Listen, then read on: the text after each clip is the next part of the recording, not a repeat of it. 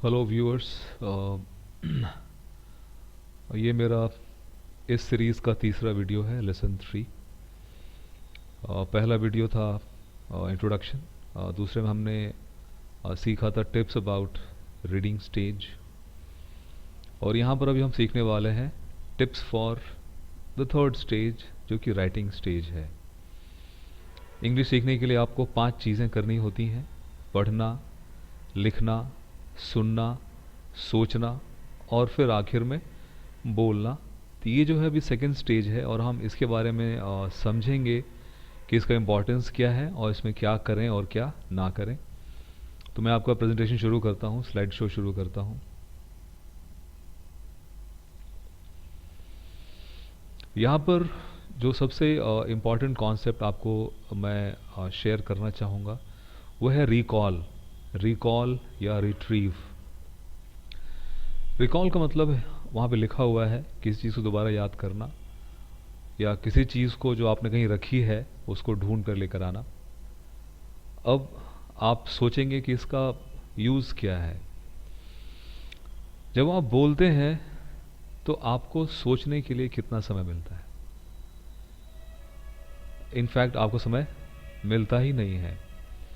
और इसीलिए राइटिंग के द्वारा आप इस रिकॉल प्रोसेस को, रिट्रीव प्रोसेस को तेज़ बनाते हैं। लिखते वक्त आपके पास थोड़ा समय होता है सोचने के लिए, आप रुक सकते हैं, सोच सकते हैं।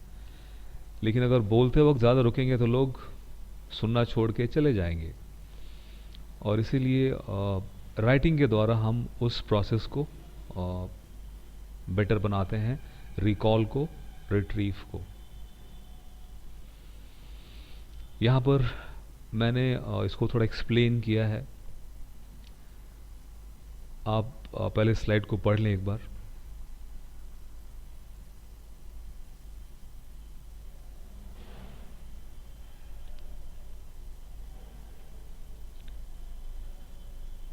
ये उसी बात का रिपीट है जो मैं आपसे पहले ही कह चुका हूँ कि आपको सेंटेंसेस का एक भंडार बनाना है जिसको आप जब चाहे, जहाँ चाहें अपनी यादाश्त से रिकॉल कर सकें और रिट्रीव कर सकें। और उस प्रोसेस को गति देने के लिए आपको खूब लिखना होगा।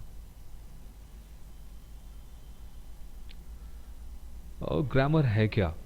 पहले आप स्लाइड को पढ़ें।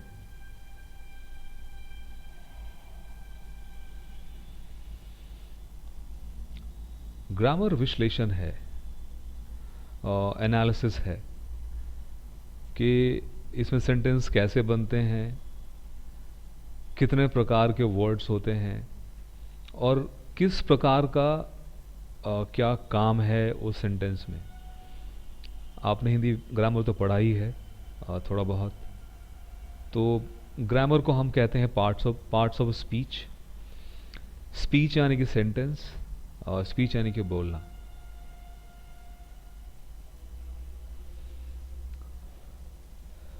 ये जो पार्ट्स ऑफ स्पीच हैं, यहाँ पे इंग्लिश में काफ़ी मुश्किल सा डेफिनेशन है जो मैंने कॉपी किया है ऑक्सफोर्ड के वेबसाइट से। आपको सिंटैक्स याद है? सिंटैक्स सिंटैक्स यानी कि वाक्य की संरचना, वाक्य का स्ट्रक्चर, कि कौन सी चीज़ पहले, कौन सी चीज़ बाद में, कौन सी चीज़ बीच में। तो ये जो अरेंजमेंट होता है शब्दों का, पहले, आगे, दाएं, बाएं नहीं, एक लाइन में होता है, लीनियर सिस्टम से होता है।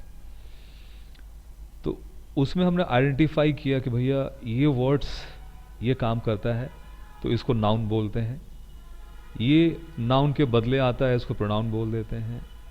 और इसी प्रकार से अलग अलग पार्ट्स ऑफ वर्ड का क्लासिफिकेशन किया गया और इसलिए उसको हम वर्ड क्लास भी बोलते हैं।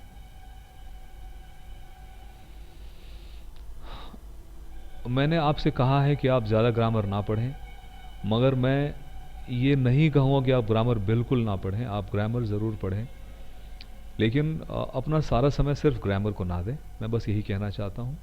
और आपके स्क्रीन पर अभी एक रेफरेंस बुक मैं आपसे शेयर कर रहा हूँ। राइटर का नाम है रेन एंड मार्टिन और ये बहुत ही शानदार किताब है ग्रामर सीखने के लिए।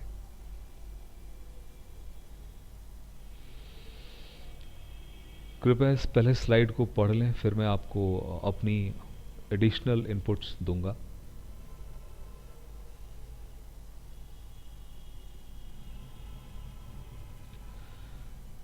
राइट, ग्रामर को जो चैप्टर है उसको पढ़ लें।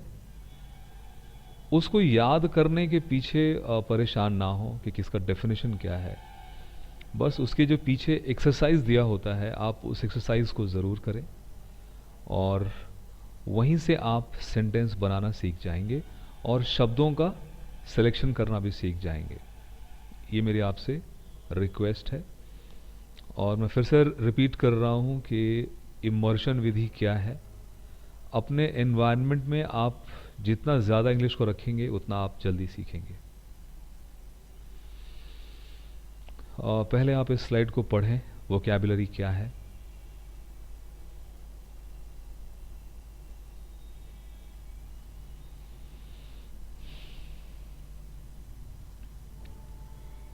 यहाँ पर मैं जिस वोकैबुलरी के बारे में बताना चाह रहा हूँ वो यहाँ पर है। आई एम सॉरी, वो ये है, इसको आप देख पा रहे हैं।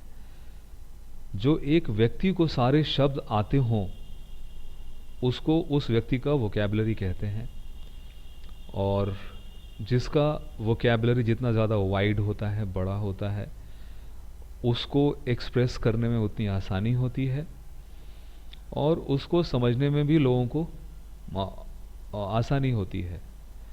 मैं ये नहीं कह रहा कि वोकैबुलरी बहुत वाइड होना चाहिए, बहुत छोटा होना चाहिए। जैसी ज़रूरत वैसा आपको वोकैबुलरी होना चाहिए।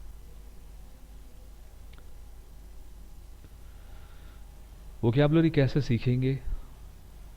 जब मैं अपने कॉलेज में पढ़ता था IHM भुवनेश्वर में, मेरा एक दोस्त हुआ करता था, मिस्टर शक्तिपद मिश्रा।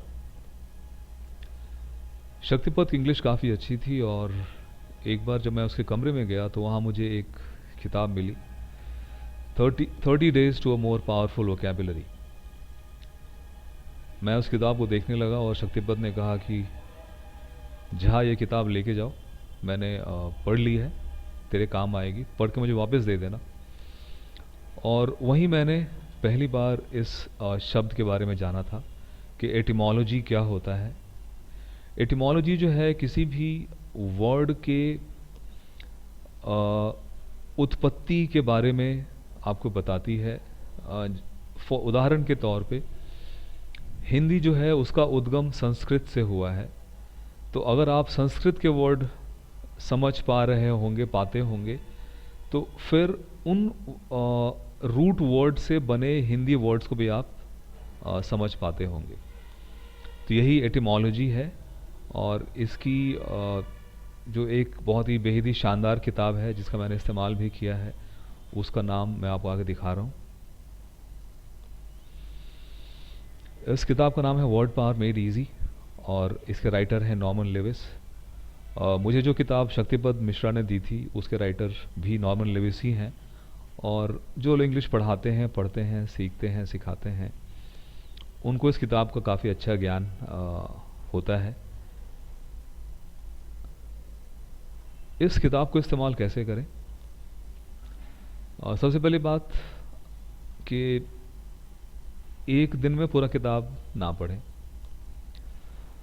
और रूट्स को याद रखने की कोशिश करें कि किस रूट का लैटिन में या ग्रीक में क्या मतलब होता है। और जब आप एक रूट को समझ पाएंगे तो उससे जुड़े बहुत सारे वर्ड्स को भी आप समझ पाएंगे। यही सामने स्क्रीन पे भी लिखा हुआ है, आप इसको एक बार आराम से पढ़ सकते हैं।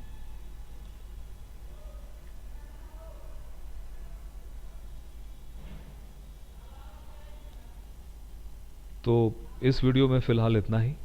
मैं आपसे अगले वीडियो में फिर मिलूँगा। तब तक के लिए धन्यवाद। आपका दिन अच्छा बीते, ये मेरी ईश्वर से प्रार्थना है।